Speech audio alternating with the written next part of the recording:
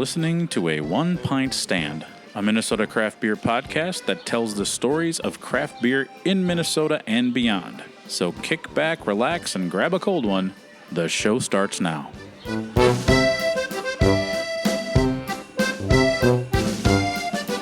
Hello, my name is Dan Bobian, and I write, produce, and host A One Pint Stand. I'm ecstatic that you are listening. This podcast has been a passion project of mine since 2016. This episode features my good friend, Elle Rhodes, the head of sales for Denord Spirits in Minneapolis, Minnesota. Elle is well-versed in cocktails, and she's going to lead us through a primer on vodka. This will be the first of what I hope will turn into and evolve to a continuation, different series of different spirits. Cocktails are admittedly kind of a blind spot for me, and I want to learn more, but I don't know where to start. So I figured Elle would be the perfect guide for that tour. I'm sure that, we're going to dive into all sorts of spirits, but I thought for today, vodka is going to be the topic.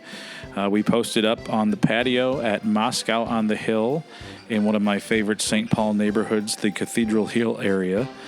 Elle is a major force in her field and a good friend. She wears many hats in the beverage industry, including one of the founding members of Brewing Change Collaborative, an organization that I am happy to be a member of. I'm sure we could just dedicate a whole show to that in the future, but today we're going to talk about cocktails. So let's head out to Moscow on the Hill at the patio in St. Paul for my conversation with Elle on A One Pint Stand. Cheers.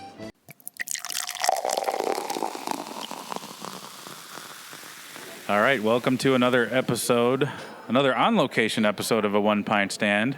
I'm Dan Bobian, and we are sitting here at Moscow on the Hill on a wonderful June day.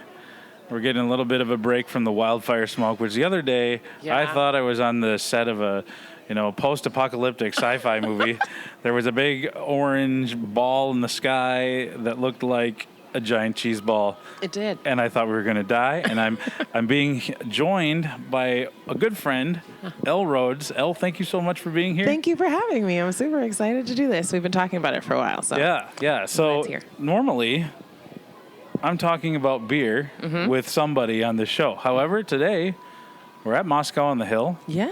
We're not going to be having beer. As much as that pains me, beer, as you know, is one of the main ingredients in the summer of Dan.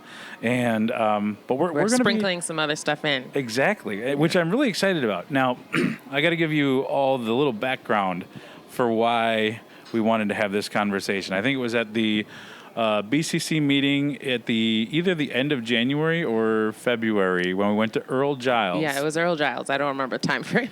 Which Earl Giles is a very foliage-forward distillery in northeast Minneapolis. So they got drinks too, but a lot of plants. It is intimidating how many plants they have in there, and I looked around so much, wondering like, are these real? Are they fake? There's so much watering that has to happen in that place. Yeah, and we were, I was kind of hemming and hawing. Usually when I walk into a distillery, I just cross my fingers and hope that they have an old fashioned, because that's what I know and that's what I like. Right. And they didn't, so I had to venture off into the realm of the unknown.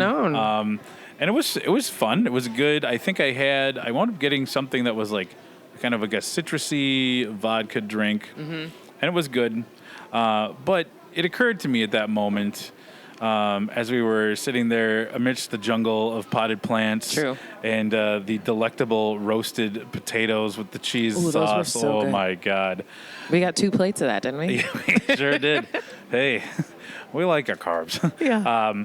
But it occurred to me that I'm like, we should do a podcast together and talk about cocktails and spirits so that you can help me kind of overcome my fear. Yeah, because that's basically what you said. You're like, I don't know what to order. I don't know how to approach this. I'm like, I don't understand. You understand palate on beer and everything else. So, we could definitely talk spirits. I was like, ooh, this will be so fun. We have so many spirits to talk about. I know. I can't wait. So I think this will be, every couple months we'll press pause on the beer chat and kind of change lanes into the spirit chat, as long as you're open to it. So I'm really happy that you joined me today. Yeah. So Elle, you have been in the beverage industry for how many years? Ooh, I don't even count anymore because it's over 10. Okay. And at that point, I'm like, I don't want the context. Yeah.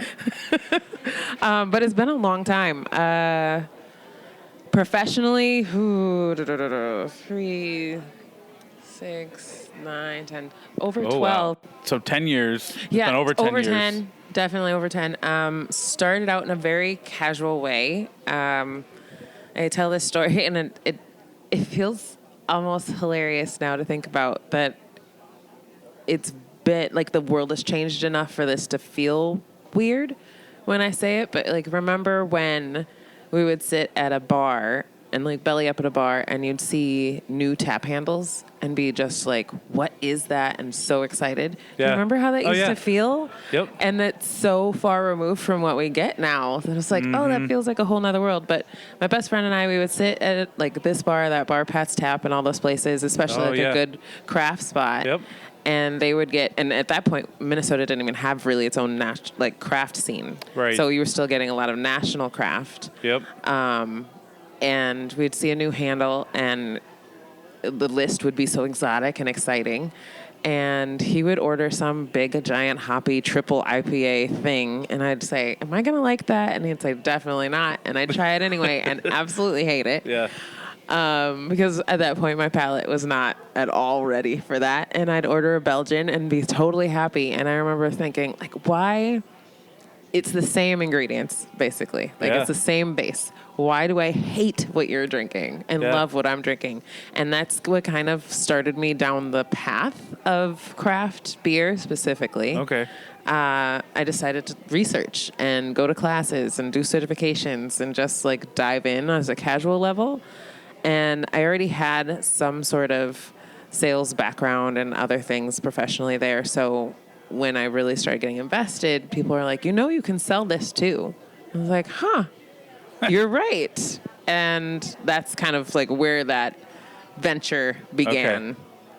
That's awesome. Yeah. What was it back in the day? I mean, it's sad. A lot of my favorite craft beer bars where I kind of went through that similar, like, aha, kind of like had I always use the allegory of the cave from Plato, where like you've got the people in a cave looking at shadows on a cave wall, and they think life is great until one of them leaves the cave and realizes that they were in a cave. Right. Well, and there's this whole world. I felt like going to beer bars back in the day was that type of experience, and it was so exciting. Right. There were so many different flavors, like you say, the same 4 ingredients, but like vastly different things. They can be manipulated and nuanced to have one beer be like you're drinking hoppy sandpaper, and the next thing like you're drinking like caramel, like toffee, with like a hint of like dark fruit, and it's like, how does it all work? Exactly.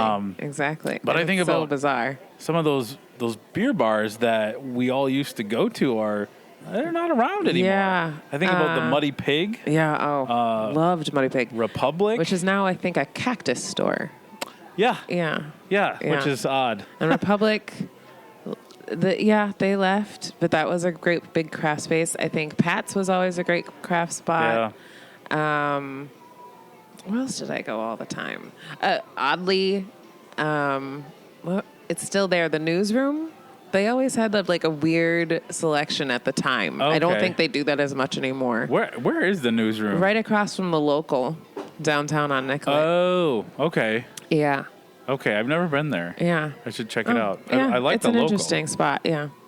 And then what else? Like, even Old Chicago at the time, had a giant beer list, and we were on that and did, several world tours. Yeah. Yeah. Yeah, they have, like, the plaques on the wall with people's names who have done those. Yep. Yeah, it just seems that, like you said, that experience and those, like, giddiness of like of trying something new. Remember when like a new like brand would all of a sudden be available here. Yes. And people would lose their shit. Yes. And like that was always lose exciting. Their minds. It's like, oh my gosh, we now have access to stone or whatever. Yeah. It was a big deal. Yeah. But so that feels very nostalgic. Yeah. Because it is long gone. Yeah. And now there's tap rooms. Yeah. And breweries. And it's a whole different game. Yeah, and even that was a whole surge, right? Of that, like having to go to the 200 places that are open to try all their things. Yeah. And now it's just like, oh, now I can sit essentially at one spot and see all the things come through. I really have just like a handful where like if I get to pick, I'm going to these places. Right. Yeah. Which is not to say I don't love going out and exploring, but amidst all that beer kind of changing in culture, bars have always kind of like been there. Yes. And I think I used to. Thankfully. Yes, thank God. especially now on a summer day, it's nice to have Moscow on the Hill. But I think bars are a different vibe than a tap room? From a tap room or like a cocktail room. And I kind of go back and forth on whether that's a vibe I like or it's a vibe I don't like. I think the nice thing about bars is that you have such a variety of different types of experiences. Yeah, the vibes are different. Everything about it. You've got the dive bars, kind of the quiet little holes in the wall places. Right. You have the more, what I would say, like chic and kind of places Upscale. to go to be seen. Yeah. And then you've got everything in between. The standards, yeah. Now, the place we're at, Moscow on the Hill, this has a very unique feel. I love to come here in the dead of winter. And get like a table right by the window. So like half of you is kind of cold because it's a St. Paul building with poor insulation. And you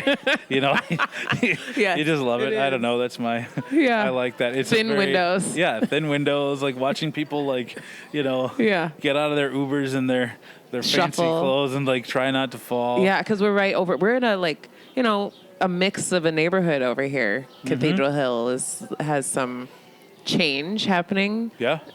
It used to definitely be like a party spot at one point. Yeah. And also, very high end with W.A. Frost and everything. So it's an interesting little corner. Well, and I love the coffee shop, Nina's. I go there all the time. Yeah. It's one of my favorite places in the world. But this place has a unique feel. And every time I come here, I always have a good time. I love their food. Matter of fact, I'm watching your daughter Reese eat her plate of beef stroganoff. It's June. What is 16th. June 16th. I guess it's not. I wouldn't say it's hot today. It's like very comfortable out here. But but when she was went like for a beef stroganoff, fall winter meal. That's. So that's my go-to when it's like -20. Yes. But that's fine. Everybody gets Reese to do what they do. Yeah. That's a very eclectic taste. Yeah.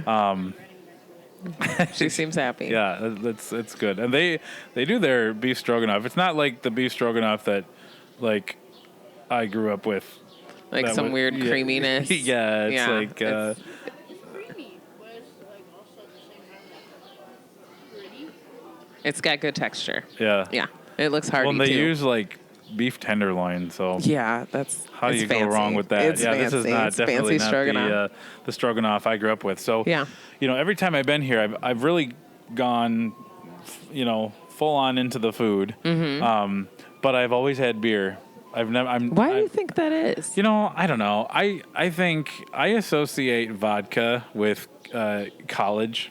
Okay. And my early forays into like mixed drinks at like a house party. And it was always, looking back, I'm like, there were some missteps along the way, but it should have been, it should have started with the idea that, you get what you pay for. When we Very would much. go to, sometimes. Well, That's changed sometimes. now, but it used to be very reliable. Right. Yeah. So it's like, you could get we were value shoppers. If I lived on campus all 4 years, and I was an RA for the last 2 to try to keep costs down. Right. I had some friends who lived off campus in a house. I went to the University of St. Thomas, and we go to Marshall Liquors, and you could get like, the 750 milliliter vodka in a glass bottle for maybe $20-$25. Right. Maybe like Absolute or something like that.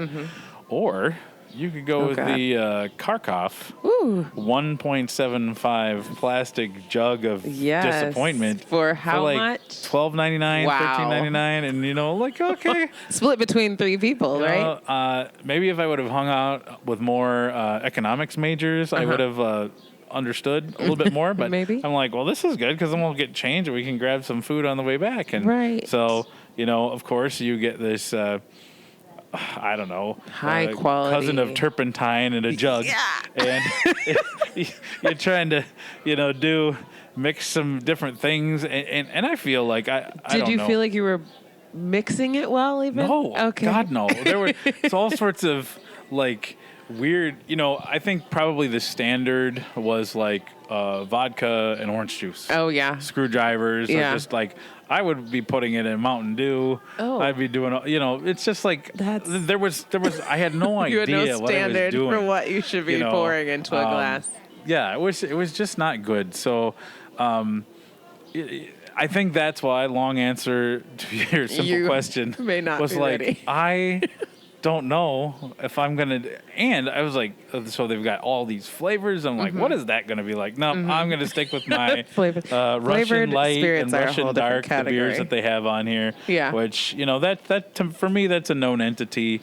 You essentially know what you're getting and getting into. You know what to expect. Yep. Yeah, I can understand that. As I've grown older, like I know that cocktails have come a long way, and so now I'm kind of like cocktail culture. So yeah, and for me, it's like I feel like I missed the train. I feel like I've been constantly running after that bus to try to catch up. Have you been trying to catch up, or are you just watching it go by? I mean, you saw my deer in the headlights moment at Earl Giles. I looked at you like, what's going on? Trying to pretend, can I get a menu that's written in the language Also, because you said one of the things was that it describes it lists the ingredients, but you don't know what those ingredients mean when you're looking at a cocktail. So it could say this, but you're like, I don't know what that equals. Yeah. When it's presented as a cocktail. And I know I shouldn't. I also feel like sometimes in that situation, I feel like I don't want to ask like 9 million questions because the people working there, they've got all sorts of other things, especially at that place. Somebody had to water all those plants, and so I just hopefully knew not the same person that's pouring your drink. Time is money. Yeah. So I think that was like that's also a reason why I've always kind of been a little bit intimidated. I just think it's hard to really figure out what you like in a easy way. Whereas like beer, when I was first getting into beer, I went to a beer festival. Right. And you pay like, I don't know, $35-$40 to go taste as many beers as you want for 4 hours. And you can kind of that was really helpful for me to kind of learn what I liked and what I didn't like. Right. That's valid. Whereas like the other day I was at Tattersall. Yeah. This is the first time I'd been there. Oh, really? And the Minnesota or Wisconsin? Minnesota one. Okay. The one I did with a bunch of teachers. We did a Northeast pub crawl to celebrate the end of another successful year. I'm sure that went well. And it was teachers are very good at that. Oh yeah, they turn into a bunch of gremlins. It's like they get them out of the classroom. They're completely different people. They are totally different people. But I had a Negroni. And then an old fashioned, because I always get an old fashioned. Traditional Negroni? It was a good, yeah. Okay. And so here's the thing. I really liked it. And I'm going to give Rick and Paige credit. The other weekend, I went over there to pick up a rototiller that I had lent them for their garden.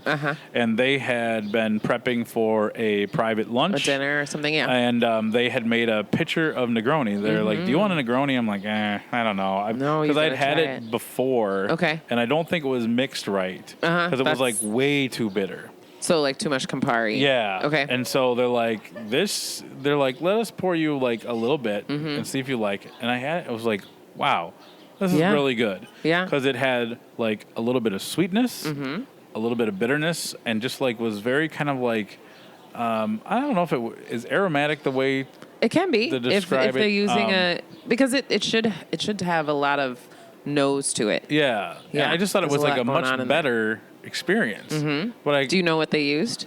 Well,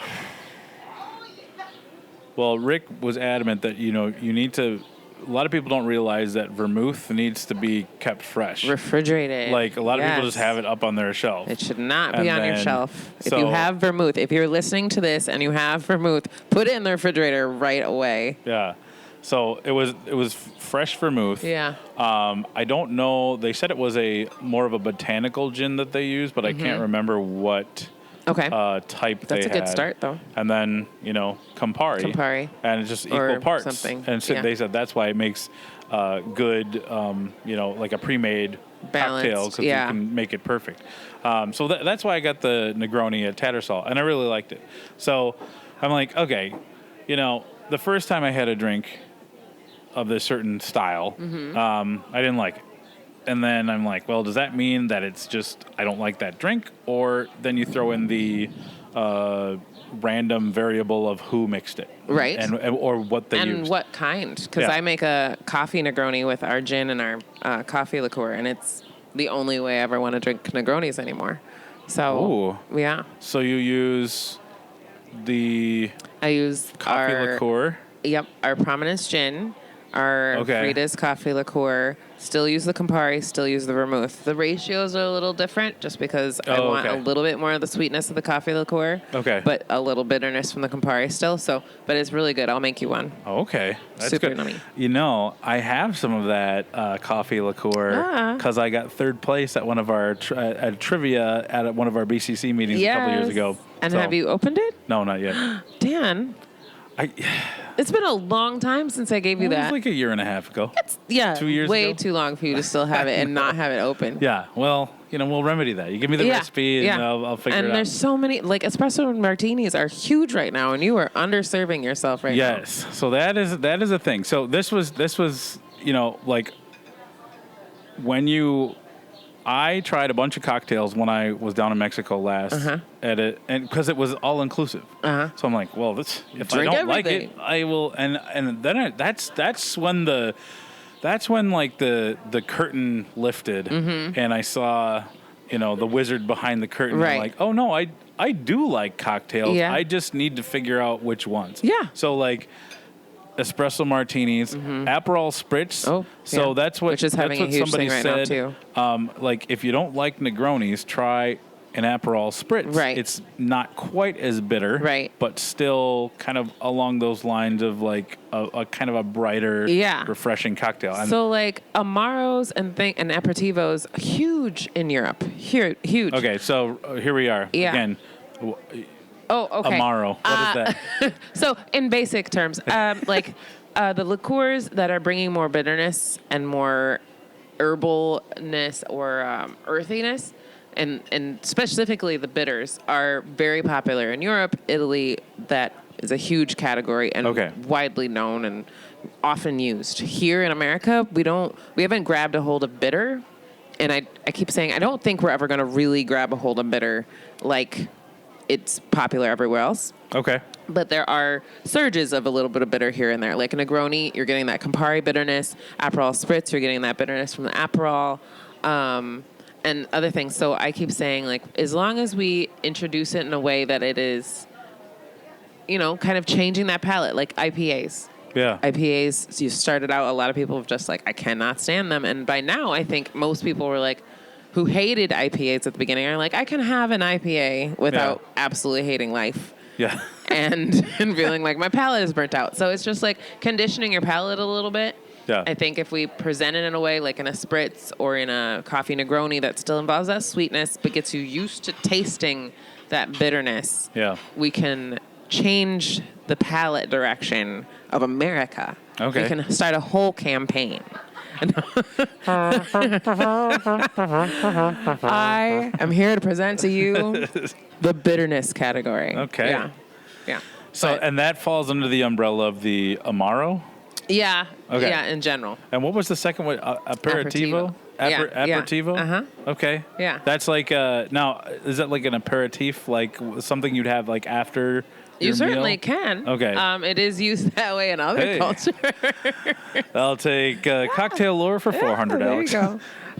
But yeah, so that's a whole category in its own that America is just not. It hasn't accepted really yet. Okay. But there are so many different things and categories that I think are becoming larger here.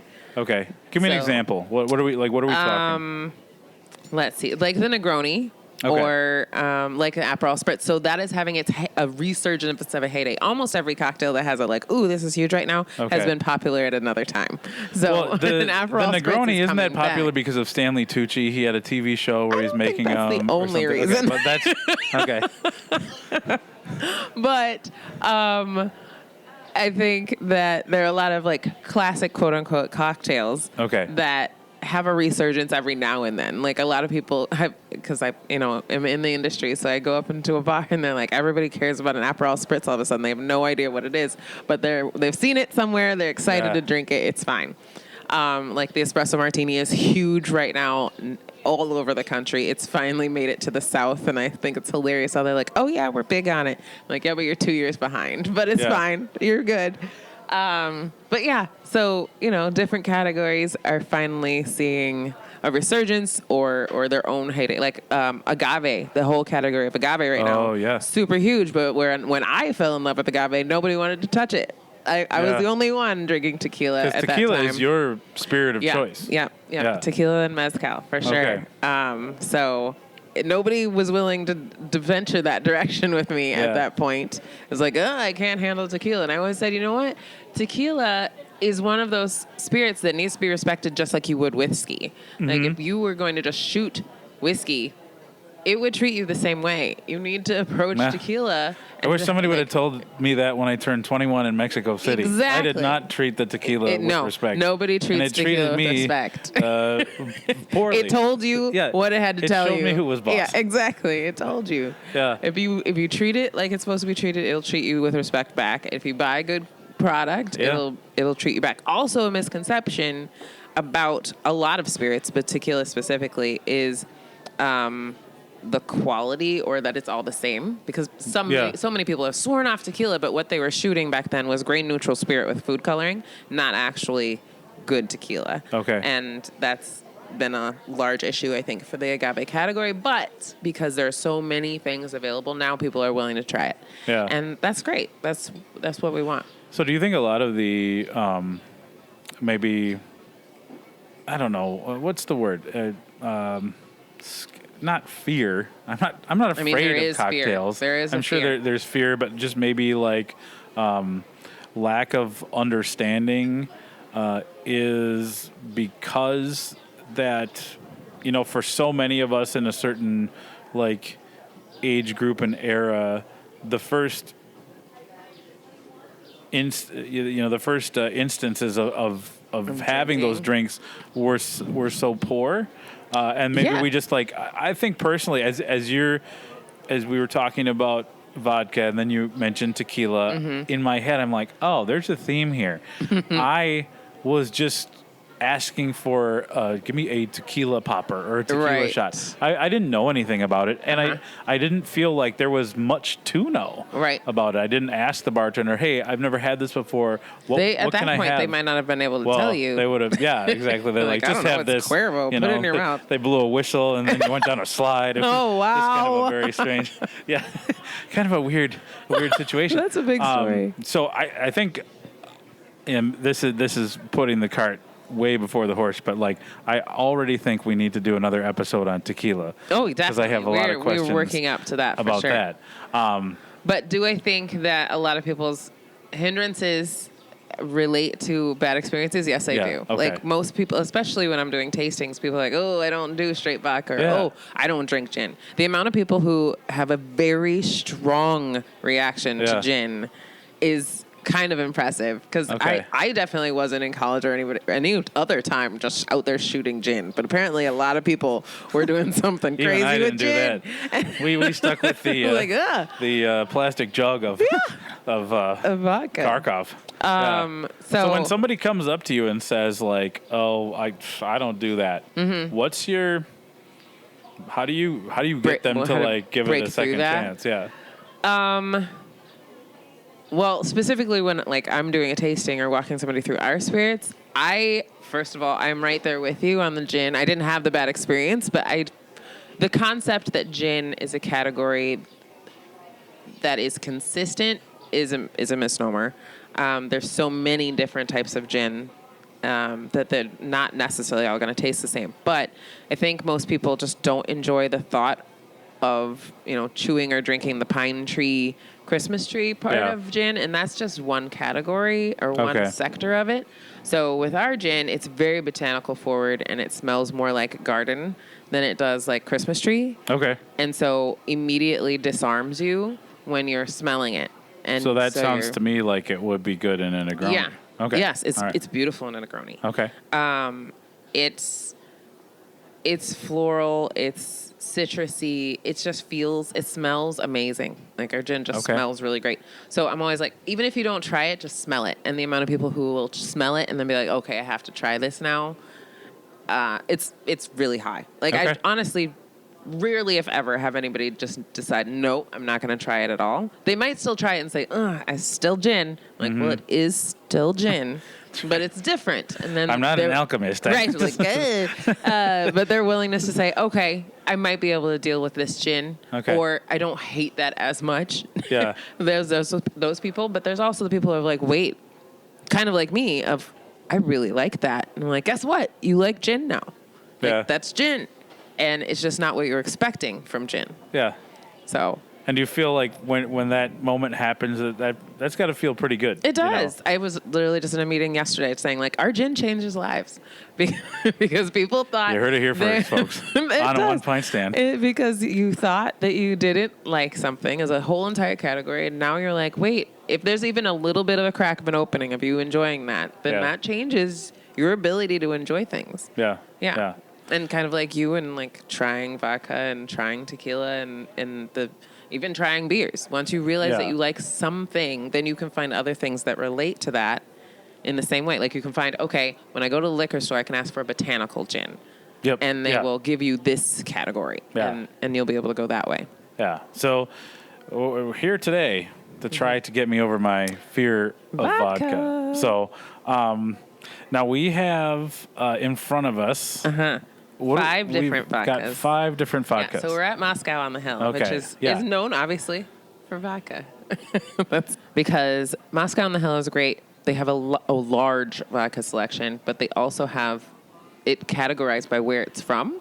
Yeah. So there's 1, 2, 3, 4, 5, 6, 7, 8, 9, 10, 11 sections of vodka. And then they have a good 15 to 20 different infusions that they do themselves. So there's quite the selection here. Yeah. If you don't find something you like, I would be surprised. Yeah. Okay. So you've got beer blogger, beer podcaster over here. Yeah. Who is ready to dip his toe We're excited. in the lake here of vodka. We're not dipping the toe in the vodka. No, that's not what we're doing. We are.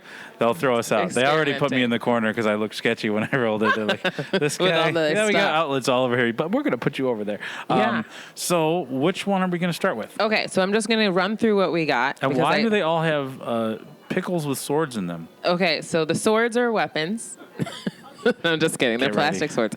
But a pickle, this is obviously a Russian bar. So it is just serving it to you in the traditional way that they would have. Okay. So the pickle is kind of the after chaser. It's kind of like the lime on your tequila shot. Okay. All right. Yeah.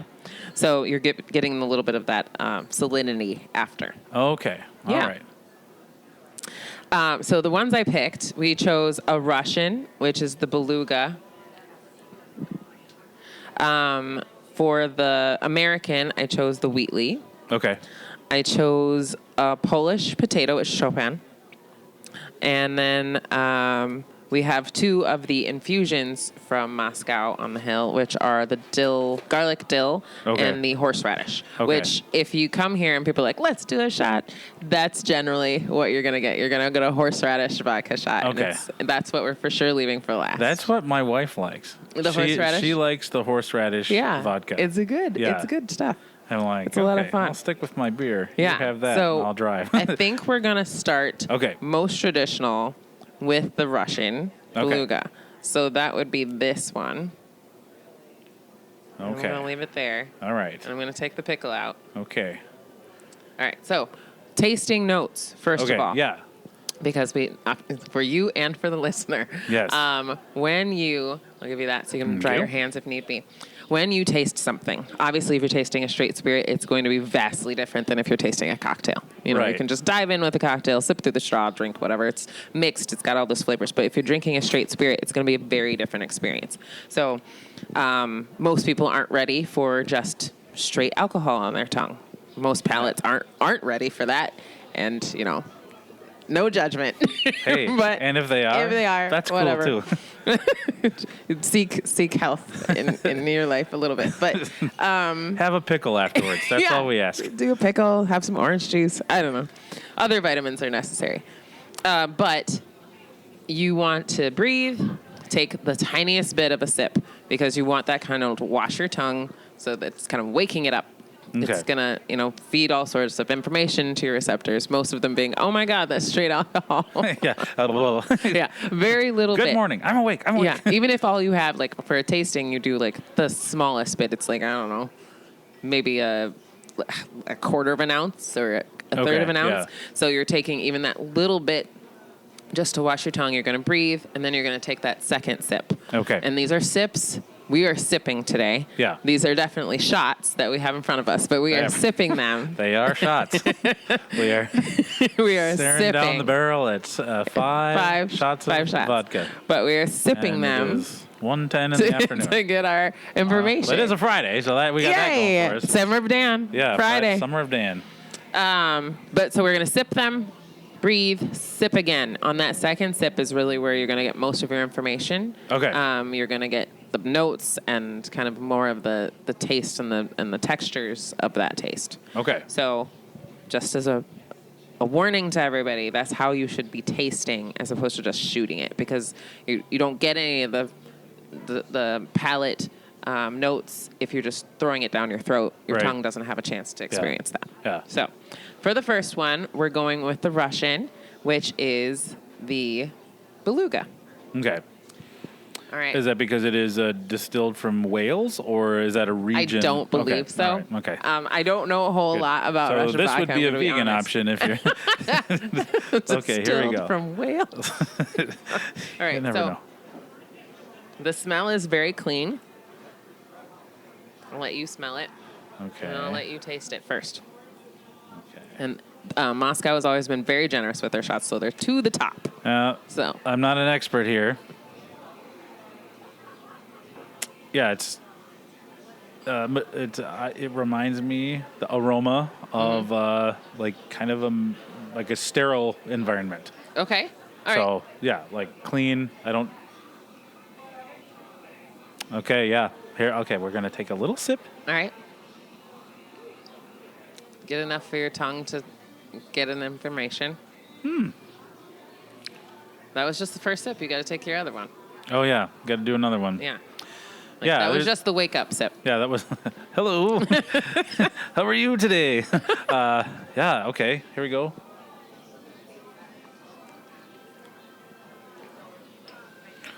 Okay. It's vodka. It's very kind of. It's a little look at okay. So this stuff doesn't burn like the 175 Kharkov did back in the day. It's more, it's very neutral. I don't know. I don't know what maybe a little bit aromatic, or like botanical, but like I don't even know what.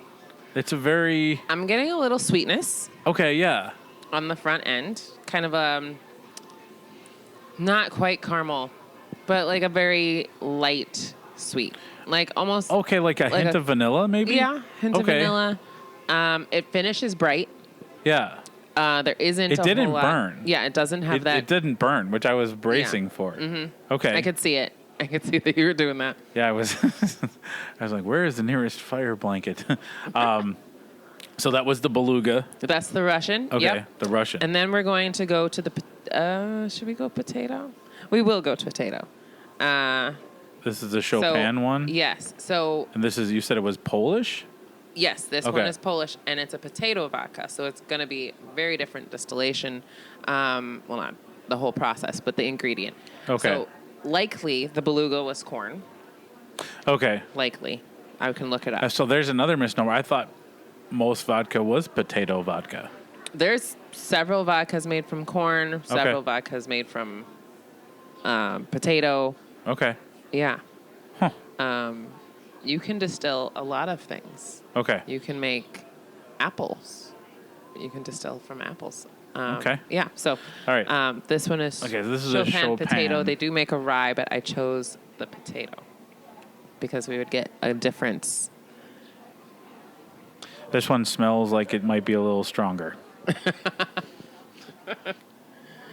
It's an old brand for sure. Oh. Oh, I like this better than the first one. Oh, do you? Yeah. Why? It to me it doesn't have that. It's not as sterile.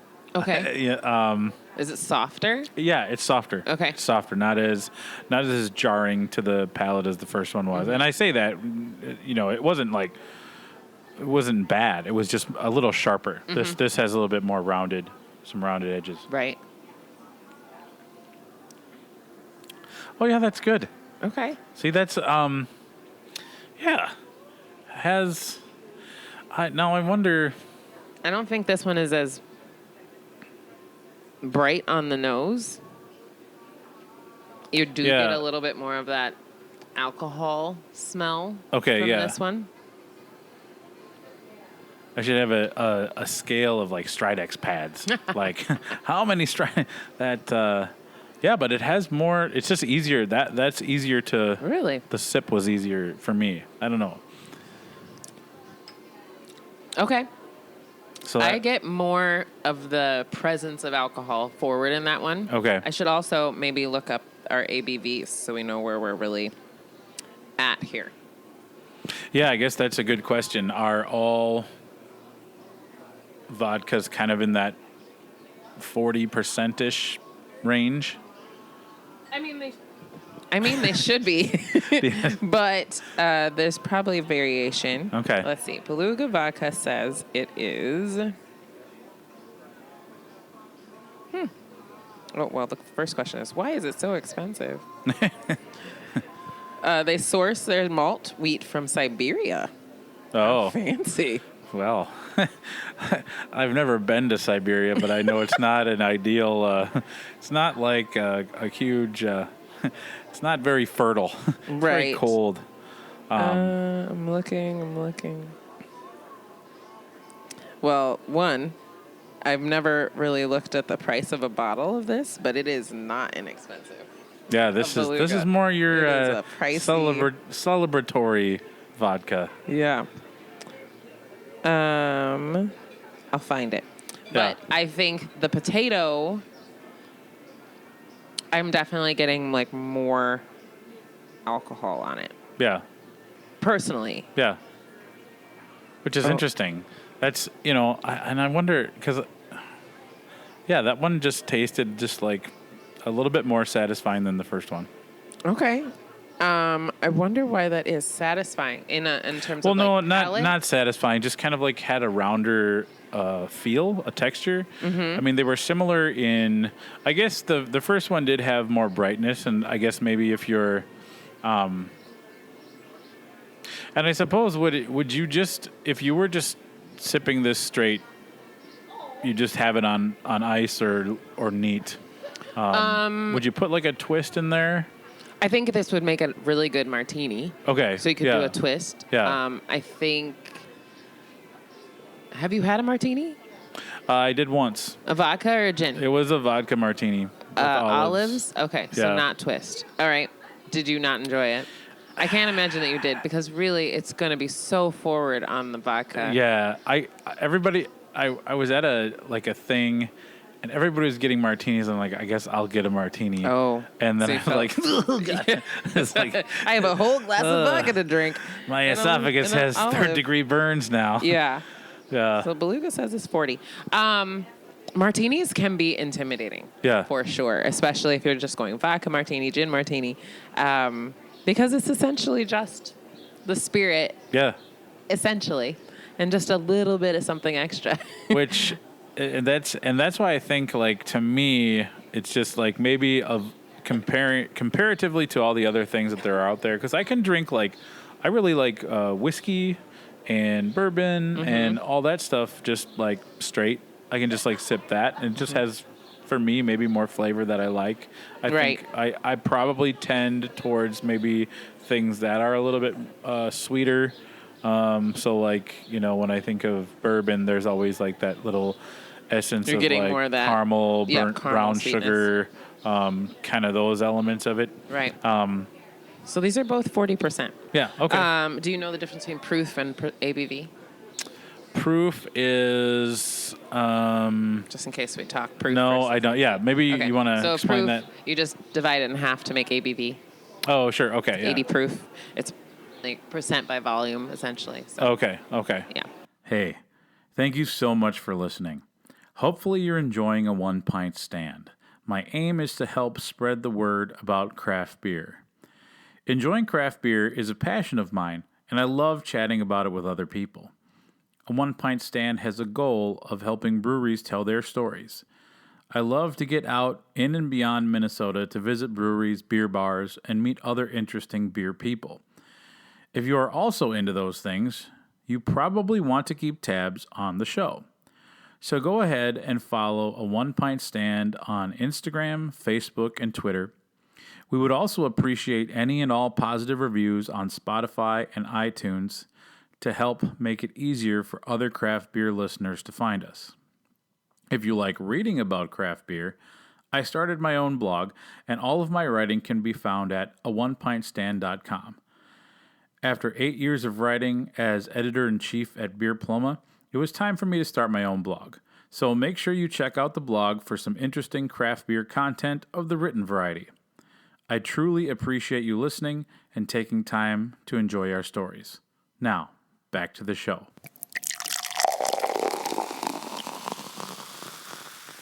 But these are both 40. I feel like I'm getting more alcohol presence on the front of the Chopin, but it does not also, it's still not like doing a burn situation for me. Yeah. It rounds out. I feel like it did pick up a little bit more of the pickle from from the garnish. At least in that first sip. Once we get down a little further, it probably will clear out. But it was good. Okay, so we've done the Russian one, the Polish one. And now we're going to do the American one. Okay. It should be this first one. I'm going to take the first sip just because it has the pickle on it.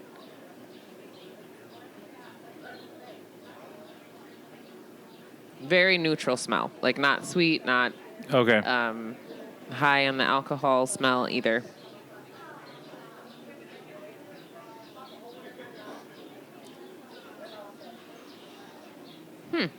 All right.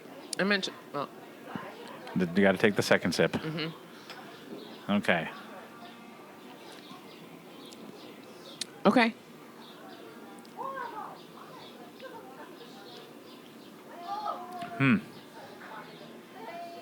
Oh yeah, so this has a little bit of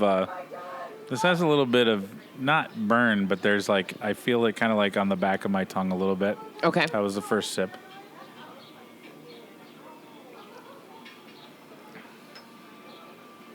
Oh, okay. So now on the second sip, I get like a little bit like of citrus. Maybe like a little bit like of kind of like orange. Okay. Like orange, citrusy orange. Like citrus, the fruit itself, or more kind of the like rind? more like the rind and the a peel? little bit. Me Yeah. too. Yeah. Me too. I also got a little bit more breadiness on the front of the palate, but relatively clean, not obtrusive by any means. Yeah. Yeah, it was a little. I mean, it smelled pretty much like all the vodkas I remember. Yeah. From back there, like Yeah. Of the 3 that are not infused, which was your favorite? Honestly, it sounds weird. I think this one was my favorite. The last one? Yeah. Huh. Because of that citrusy note. Okay. All right. I want you to go back to the one that I thought you were going to say. I should try the beluga one again. Oh, the beluga, the first one. Whoop. There you go. And we can eat these pickles later. Yes, that's the best part. Really, I should be doing a pickle podcast because I just love pickles. This is a gateway to pickles.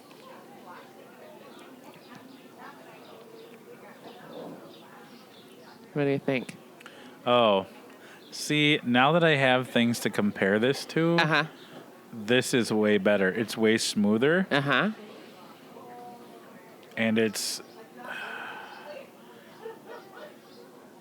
I like the sweet. I'm picking up more sweetness in this one. That we talked about, yeah. Because the second, the Wheatley one was the last one. Yeah, was the the last Wheatley, one is not very sweet. It had more of that citrus rind, which can bring some bitterness with it. Yeah, see, that's a lot better. Okay, I'm gonna go back. Interesting.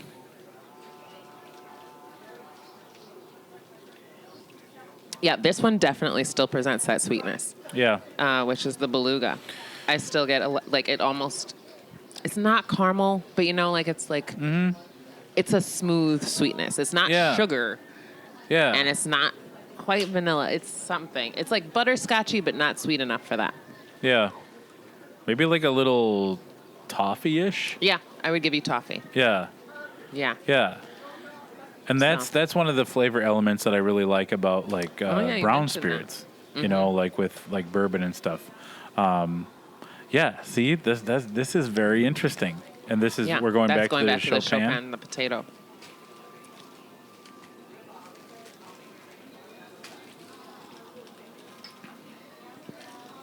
What do you think? Oh yeah, I don't like it as much now. Okay.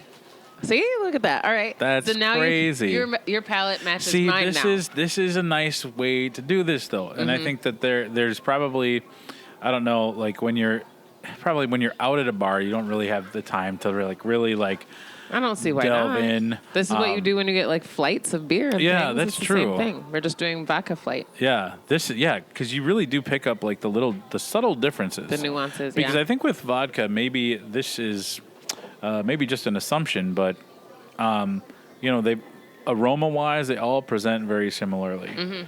So whereas like you could order 3 West Coast IPAs, they all aroma-wise present very differently, and so I think that maybe that is part of the thing why you really need to taste them because they are very different. Yeah. I think a lot of what spirits are is palate as opposed to nose. Yeah. In general, at least within the category. Because Okay. Vodkas generally will smell very similarly.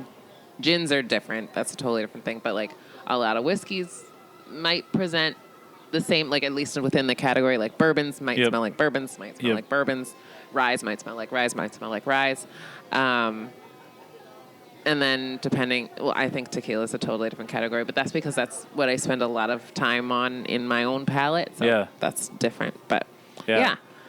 Yeah, this is fun. I'm glad you enjoy it. Yeah. Yeah. Okay, so now that we've tasted those regular ones. Okay, we've set the base. Yep, we've set base. We've calibrated our palates. Yeah. I am going to have you try the traditional Moscow shot because I don't want your wife to come back at me like, you don't like the horseradish because you didn't try it right. So, not that that's what your life sounds like. I've never met her, so I wouldn't know.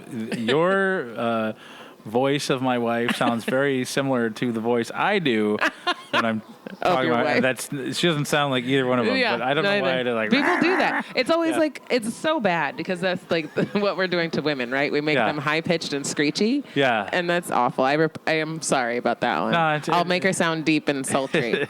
Yeah, that's right. You didn't try it right. Yeah, that's not. That's not it either. That's not it. Well, we're back to the drawing board. All right. So this is the horseradish. Horseradish. Yeah. So this time you smell it. and then just like not shoot the whole thing because I want some, but like should have more of it than we've had of the others. Well, this smells so good. Mm-hmm. And I don't usually like horseradish personally. Okay. You know, it presents its own flavors, but in this, it's delicious. I want to dip French fries in this. Okay. That's what it smells like. It smells like a good like horseradish, or like have like a nice piece of prime rib. Oh, now yeah. I'm in the mood for steak. Maybe that's why they do this. It's the gateway steak. to the meat sweats. Yeah. That's their bottom They do line. have good food here. Yeah. Okay. All right. We're going in. All right. First horseradish shot. He's drinking. Got a good sip of it. Oh. Wow. What do you think? That's good. Yeah, I like the horseradish element.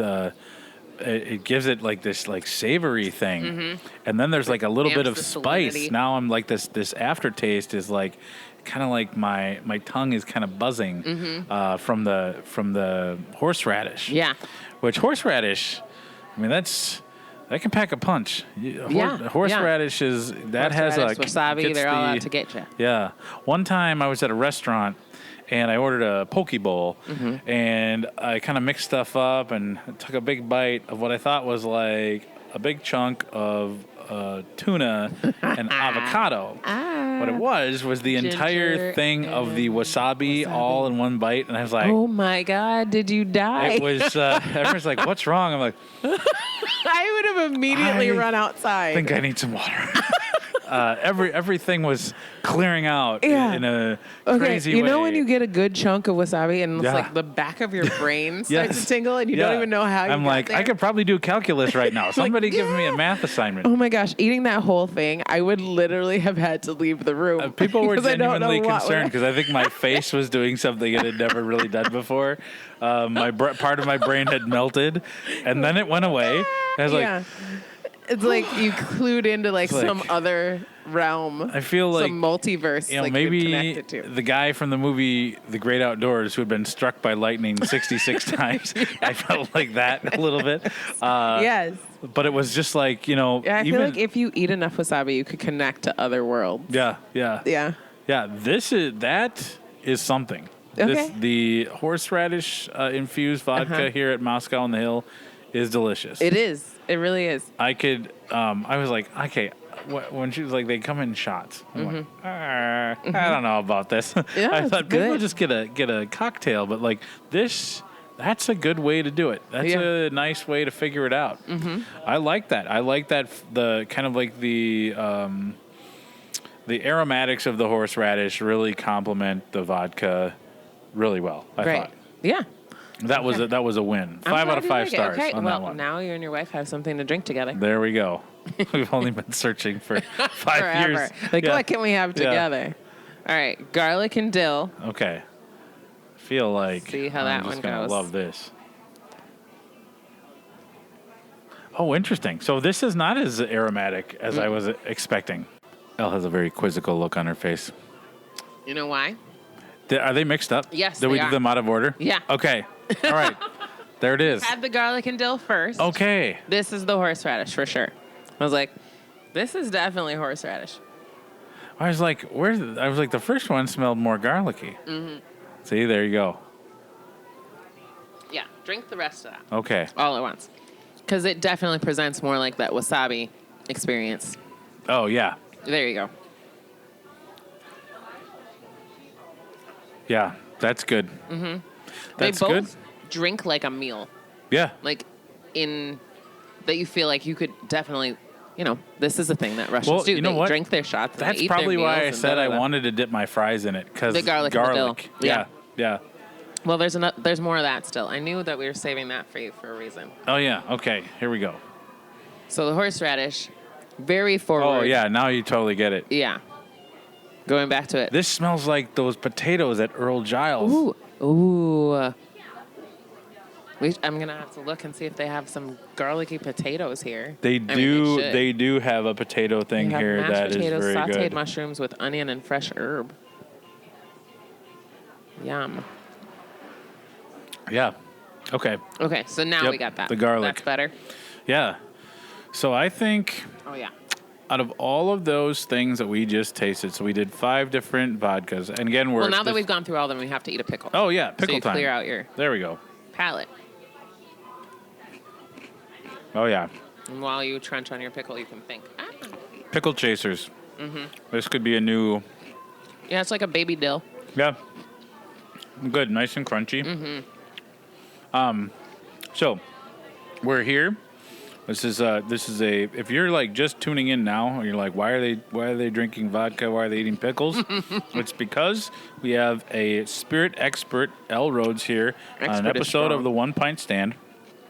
And we're at Moscow on the Hill, getting like a crash course in vodka. Mm-hmm. And so we just tasted through 5 different vodkas. We did a Russian vodka, a Polish vodka, an American vodka, and then we did 2 of the vodka infusions, the garlic dill and the horseradish. Yes. And they were all good. All good. Yes. I would say in the last, since we've been talking, I feel like my opinion on vodka has totally changed. Yay. That was the point. This is what it took to kind of like bury the memories of the bad Tide bottle of Kharkov that I remember.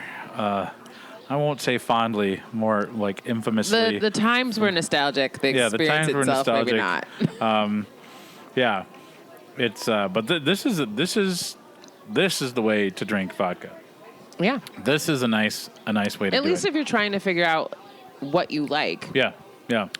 I think obviously most people will be like, oh, vodka sodas and tonics and other things. Yeah, I mean they're easy and approachable, but in order to know, like, I'm the type of person who's like, what do I like and why do I like it? Yeah. As opposed to just, give me whatever's in that bottle behind the rail and go. This gives you more of a, okay, I have an outlook now. Yeah. I have an opinion. Yeah. So what is a good entry level vodka for somebody that doesn't know much about it? Or is there, I mean, we talked price point earlier, and I think that definitely maybe 15, 20 years ago, there was a certain price point where it's like you didn't really want to venture if you didn't have to. Right. Is that still the case, or is it like wine? I mean, you can go to a liquor store and get a very good tasting bottle of wine for $10. You can get one for $100. Yeah. Like, is that the same with vodka? Yes and no. I think because of how craft is now, and because craft is trying to compete with these giant makers, and vodka is the most saturated category. Yeah. So it's the easiest to make money in, but it's the hardest to make money in because it's the one that you have the least amount of labor and effort into, but it is also the one that is hardest to compete because there's just so much vodka out there.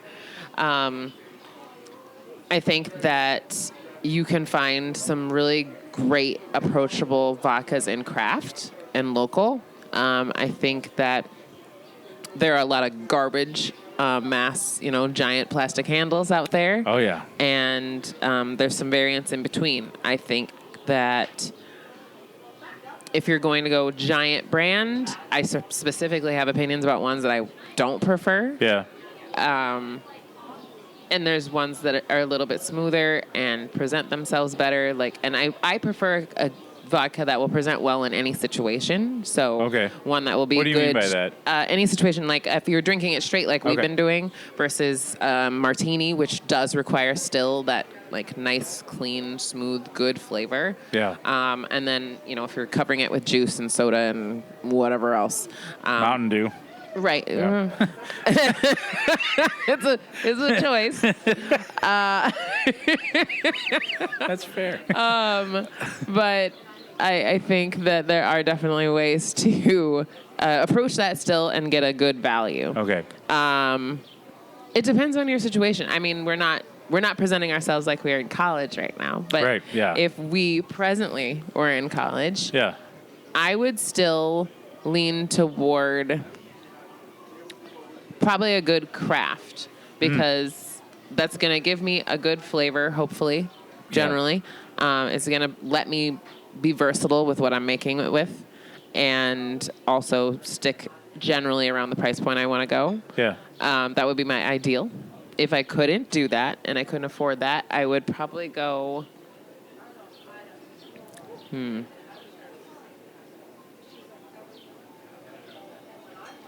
I would go probably with like a higher than rail, definitely, obviously.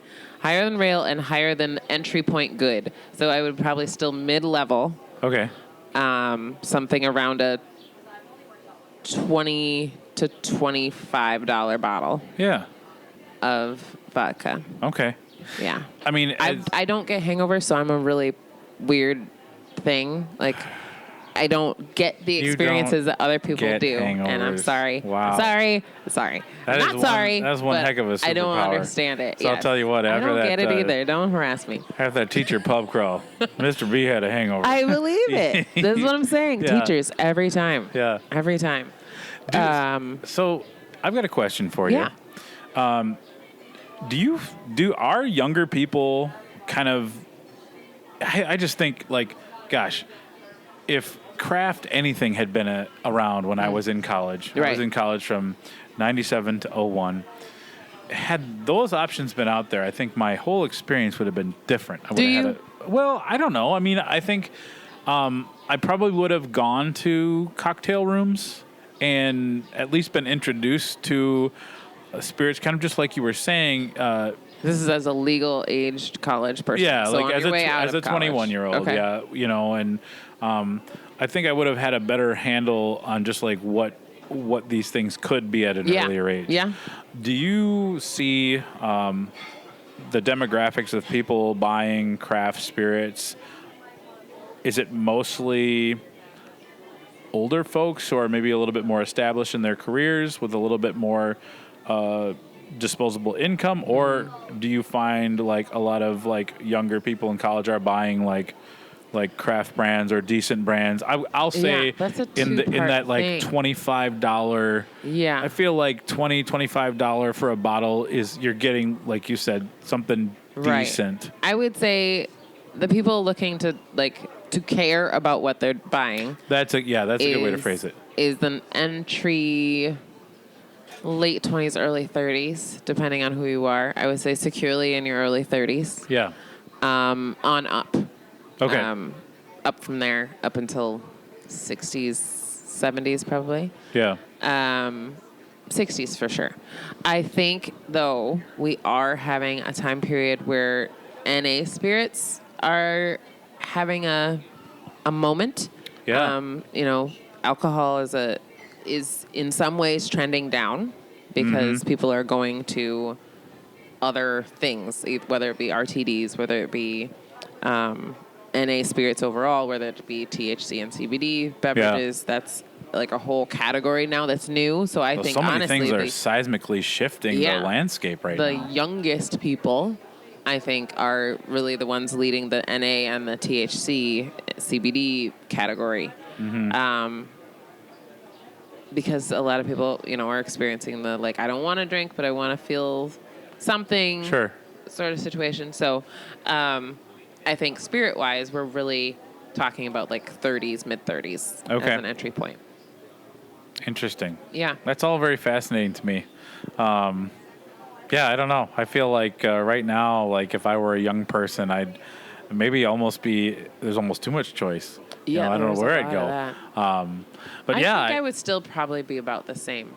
Okay. I would probably, knowing me, I would still be very into agave and really exploring that category. I'd probably, outside of that, maybe be into NA or RTD kind of category. I'm not presently, which is interesting that I say that, but I think that I really, because of what I do, I'm very into making my own cocktails. Today, I made an infusion at home.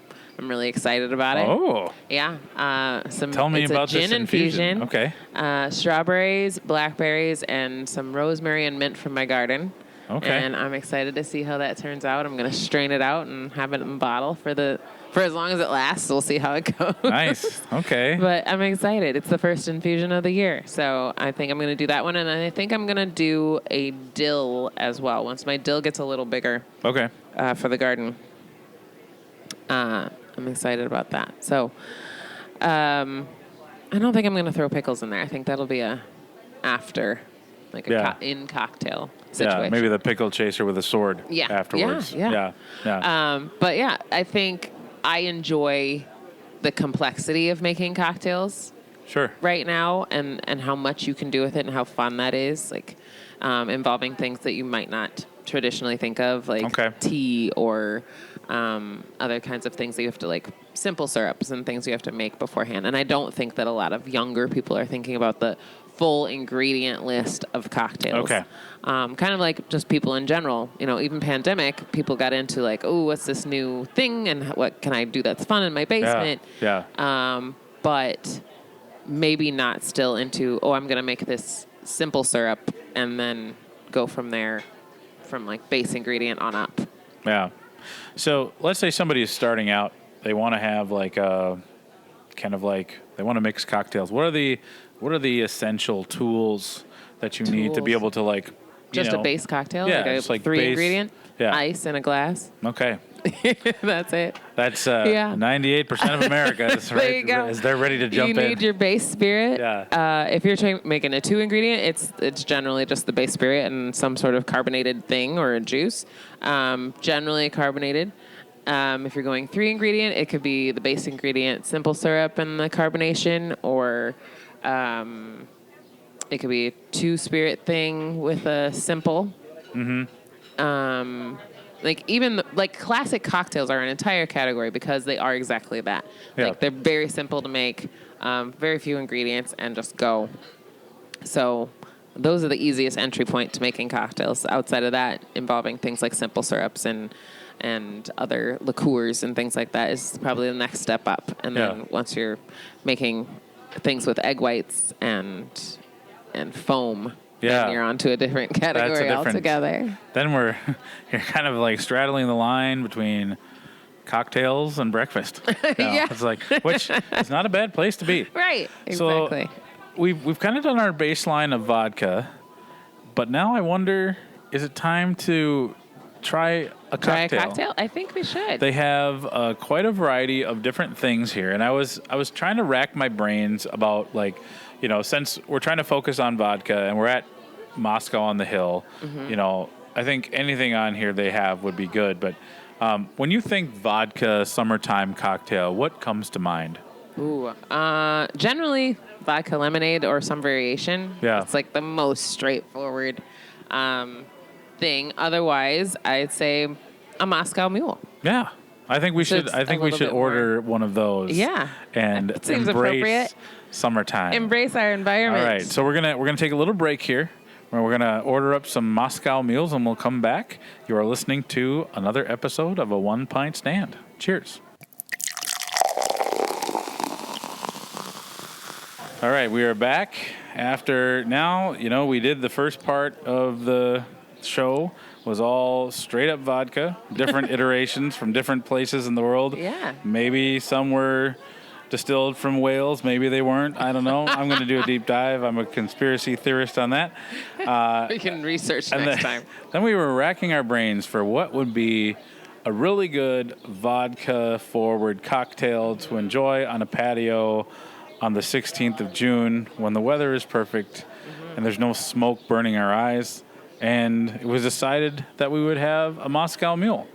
And so we've got these, swords must be a theme here. I don't know if this used to be like a fencing institute, but it's just a traditional way to spear your fruit. Yeah, and so Moscow Mule is pretty much straight up vodka, ginger beer, and like a squeeze of lime. Yeah, right? That's pretty much it. It's one of those classic cocktails. And it's, now I was surprised that they didn't serve it in like a copper mug. Because every place I've ever had one has been in a copper mug. Have you been to a Russian bar for a Moscow Mule? No, I haven't.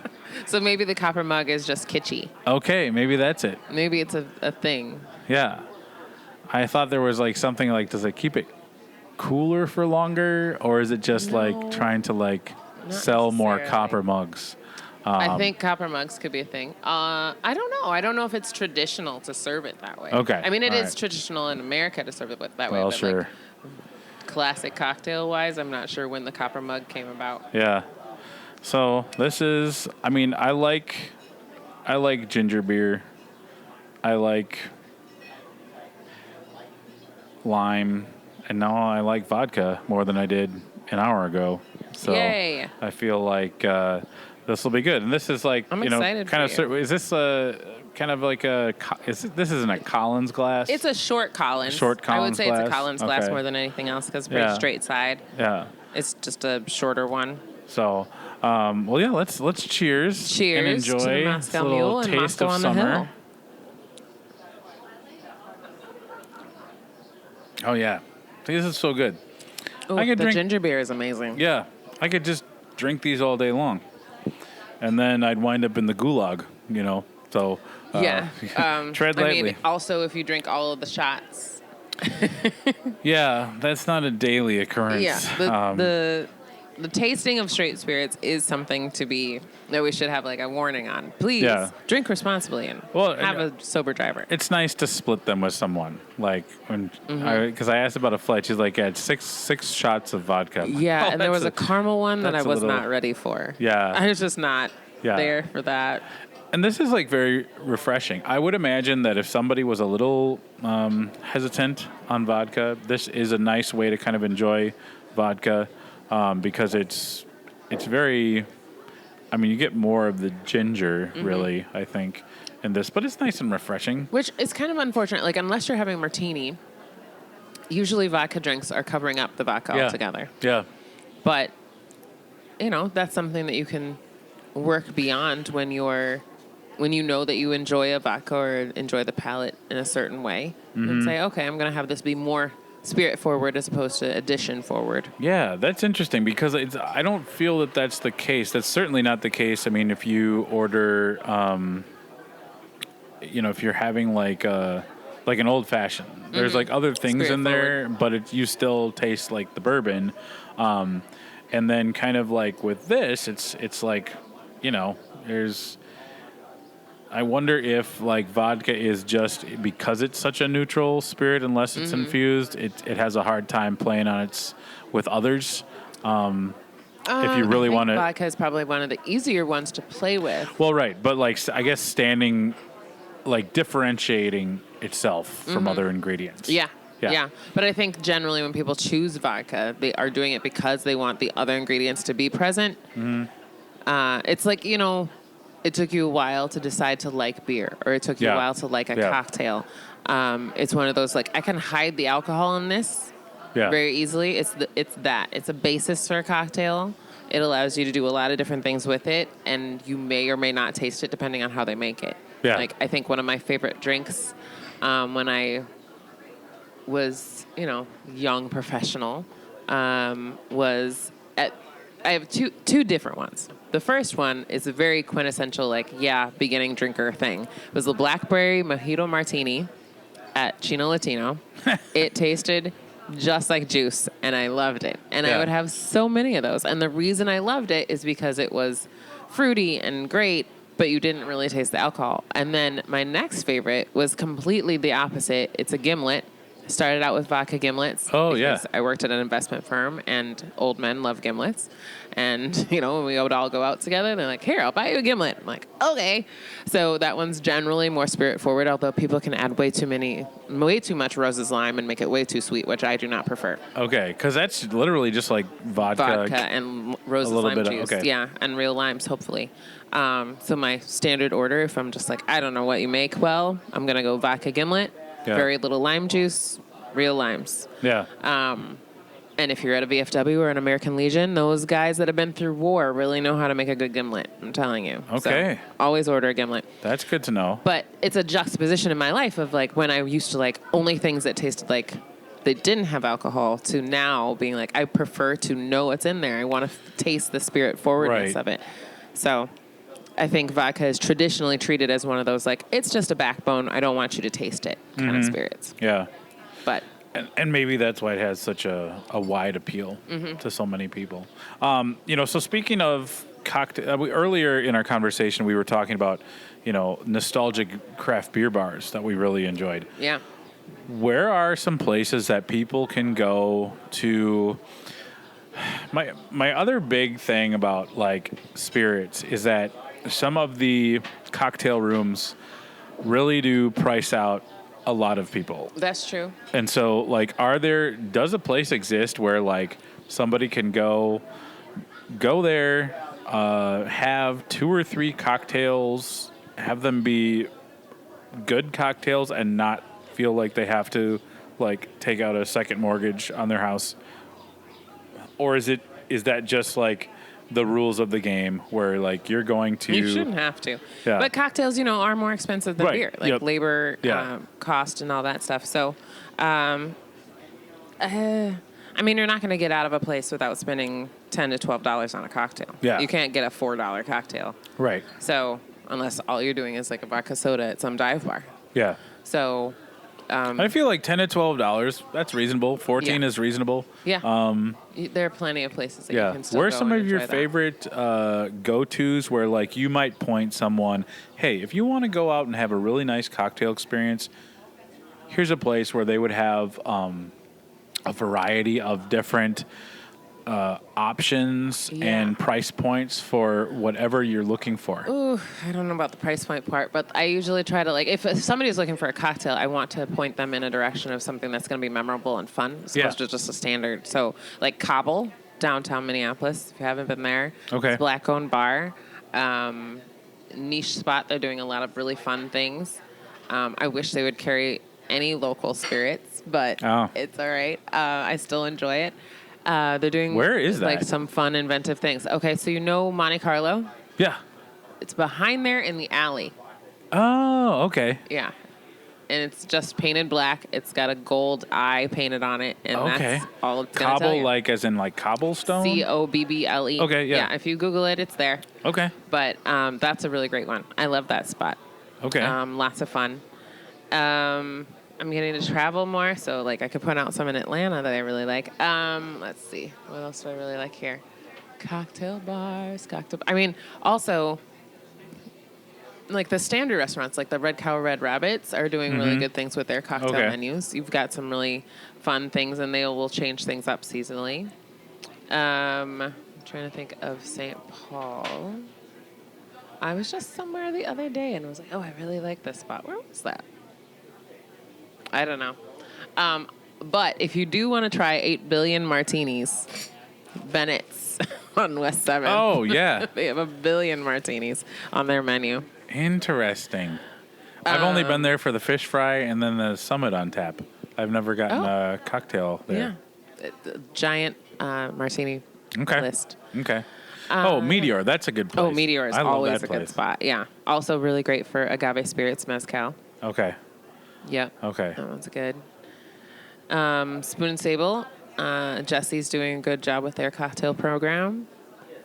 Yeah, they just got nominated for like a major award. Like I can't remember the name of it, but I heard it on the radio. Yeah. Yeah. Yeah. So it's a good time.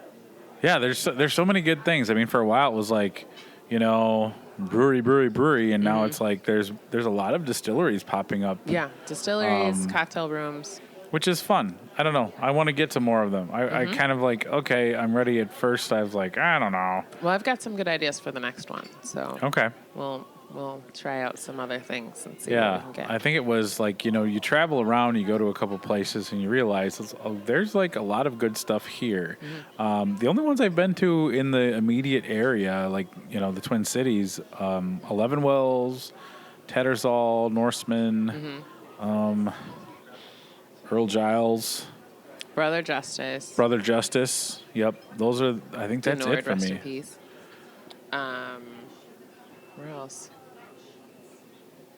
Yeah, that's... Lawless. I've never been to Lawless. Oh, yeah. You would probably like it. Flying Dutchman down in I like haven't been to that Eden one yet. Prairie. That one's good. So yeah, there's a lot to explore. I don't know. I think it's just... I think we're just like in such a fun age. The surface, like there's so many different things. So, well, this has been a lot of fun. Elle, I want to thank you so much for taking time. Thank you for having me. I'm excited to talk. And, I think this is just going to be a recurring thing. We hit vodka hard today, metaphorically and literally. But there will be more. We will do tequila, gin. Maybe we can do some rum. Rum would be fun. Yeah, that would be a good one. And then, as certain distilleries locally have been around for a while, now there's more brown spirits coming out. Yeah. So I'm kind of excited to maybe delve into local whiskeys. Maybe we could do Irish whiskey. Compare them against ones who have been around forever, too. The world could be our oyster with this. There's a whole trail. Yeah. So thank you so much. You are a wonderful person to chat with, whether we're talking about cocktails or whatever, because you're so fun to be around, but also your expertise is invaluable. You keep throwing that word around. All 7 of my listeners are just going to love what they hear. And Charles is one of them. He's gonna. I hope he has his. Hackle and boomy the whole time. He will have his legal pad, taking copious notes. He always likes to joke around. He's like, "Yeah, I'm one of your 7 listeners." So really, I got to meet the other 6. But thank you so much for your time. And again, I want to thank Moscow on the Hill for providing us this wonderful corner spot in the patio. It's very comfortable. These benches are nice. To this patio. It's a I hidden gem. need to come here more often. This is my first time being out on the patio. Oh, yeah. Usually I only come here in the dead of winter. No, but now Reese has showed me that, you can have heavy Eastern European food any month of the year.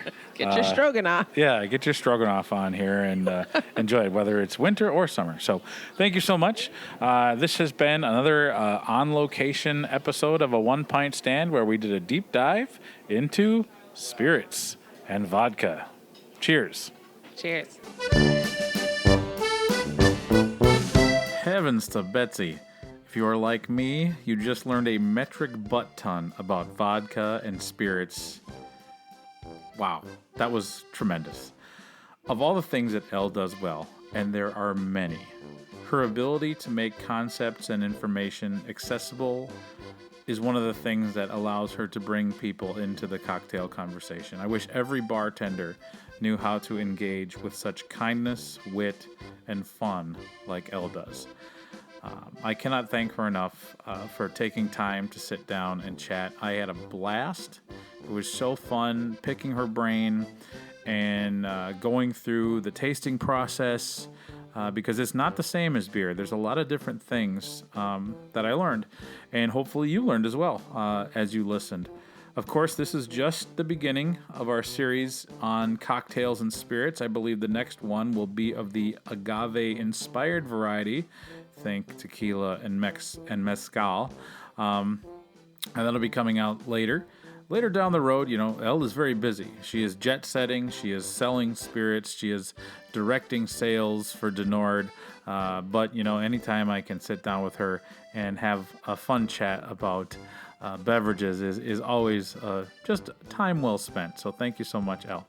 With that, we are at the end of another episode of A One Pint Stand, a Minnesota craft beer podcast, or in this case, for the episode, a cocktail podcast, where the pants stay on, but the caps come off. Cheers.